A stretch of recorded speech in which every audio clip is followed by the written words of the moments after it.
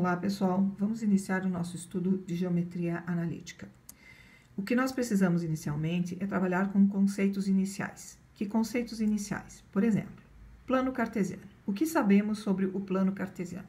Sabemos que ele é composto de duas retas, a reta horizontal, chamada de eixo OX ou eixo das abscissas, e a reta vertical, que é o eixo das ordenadas ou o eixo OY. E que essas duas retas dividem um plano em 4 partes chamadas de quadrantes e que são numeradas a partir do eixo X, primeiro, segundo, terceiro e quarto quadrantes. O que precisamos conhecer, lembrar, além disso, sobre esses 4 quadrantes? Quais são as características dos pontos que pertencem a esses quadrantes? Por exemplo, que característica tem um ponto que pertence ao primeiro quadrante? Se ele pertence ao primeiro quadrante, seu x é positivo e seu y também é positivo, que nós escrevemos matematicamente desta forma. Se um ponto está no segundo quadrante, ele possui x negativo e y positivo. Se ele está no terceiro quadrante, o x é negativo e o y é negativo. E no quarto quadrante, seu x é positivo e o seu y é negativo. Temos ainda alguns pontos especiais, uns pontos que pertencem ao eixo OY. Se eles estão sobre o eixo OY, suas coordenadas são 0 para x e um valor qualquer para y. E se um ponto está sobre o eixo x? Se ele está sobre o eixo x, suas coordenadas são x e 0 para y. Os pontos que pertencem aos eixos não pertencem a nenhum quadrante. Eles são pontos dos eixos apenas. O que mais precisamos conhecer? Precisamos lembrar de retas importantes. Que retas são essas?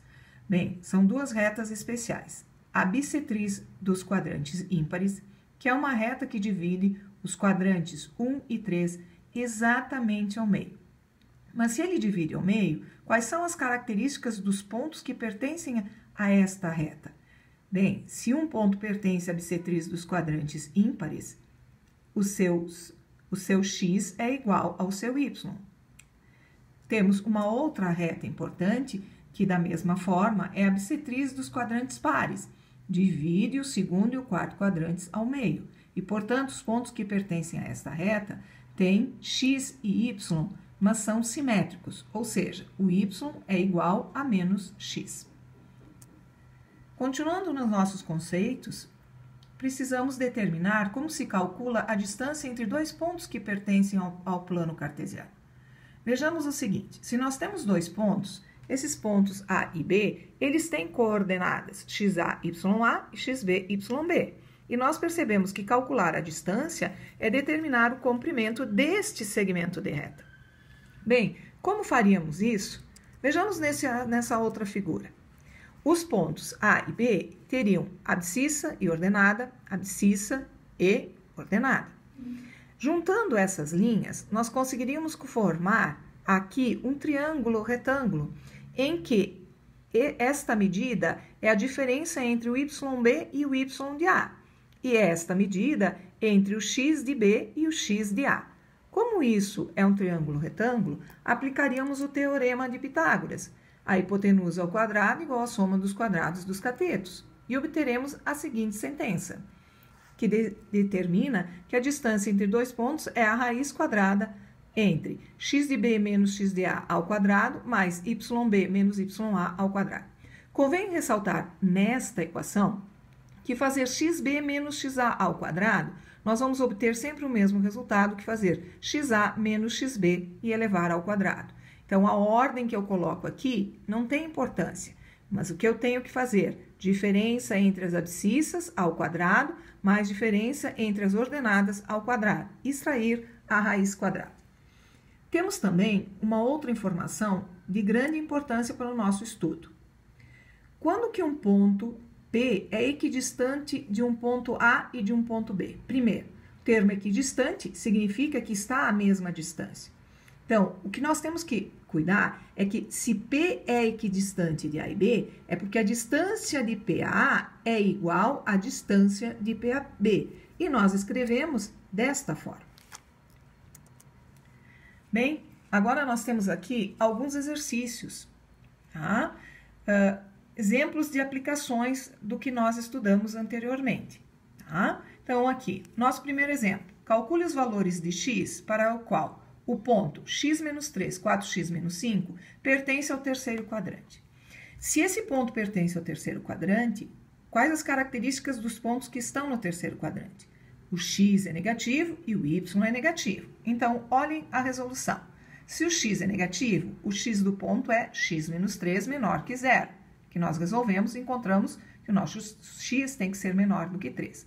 E o nosso y também tem que ser negativo. Então, o nosso 4x menos 5 menor do que zero. Resolvendo, nós encontramos que x é menor do que 5 quartos. Só que nós temos a conjunção e essa conjunção ela identifica uma intersecção, ou seja, o valor de x que satisfaz a condição do ponto pertencer ao terceiro quadrante, ela tem que satisfazer essas duas condições, ser menor que 3 e ser menor do que 5 quartos ao mesmo tempo. É isso que a conjunção e significa. Portanto, nós temos que fazer a intersecção. Então, o que nós fizemos aqui? Nós representamos o intervalo dos valores de x menores que 5 quartos, é um intervalo aberto em 5 quartos, eu uso os valores menores. Representamos aqui o intervalo x menor do que 3, então, todos os números menores que 3, com uma bolinha aberta, porque o 3 não pertence. Fazendo a intersecção, que é o que eles têm em comum, nós vemos que nós temos que usar só valores de x que estejam nesta região, ou seja, que sejam menores ou iguais a 4. E aí está a resolução do nosso primeiro exemplo. Continuando. Para que valores de x, o ponto 4x menos 6, 8 menos 2x, pertence à bissetriz dos quadrantes pares? Bem, se ela pertence à bissetriz dos quadrantes pares, nós vimos anteriormente que o que acontece? Que o nosso x e o nosso y têm que ser simétricos, ou seja, um ponto pertence à bissetriz dos quadrantes ímpares quando o y é igual a menos x. Então, aplicando essas condições, o nosso y é 8 menos 2x igual a menos o nosso x. Lembre-se que o menos na frente de uma expressão altera os sinais da expressão. Isolando o valor do x, nós vamos encontrar que x é igual a menos 1. Então, o valor de x que torna esse ponto um ponto da bissetriz dos quadrantes pares é igual a menos 1. Outro exercício. Nós temos dois pontos e temos que determinar a distância entre eles. Vejam que são exercícios simples, porque nós estamos trabalhando com os conceitos iniciais. Bom, a distância entre dois pontos é dada pela expressão. Vejam, xa menos xb ao quadrado, mais ya menos yb ao quadrado, raiz quadrada. Vamos substituir as abscissas pelos seus respectivos valores. X de a, 4, menos 1, fica mais 1 ao quadrado, mais 3 menos 5 ao quadrado. 5 ao quadrado, 25, menos 2 ao quadrado, 4, raiz de 29. Esse valor não tem raiz exata e não é possível nem decompô-lo. Chegamos ao nosso resultado final. E agora o exercício que nós precisamos prestar bastante atenção, porque este é o exercício que mais vezes nos atrapalha.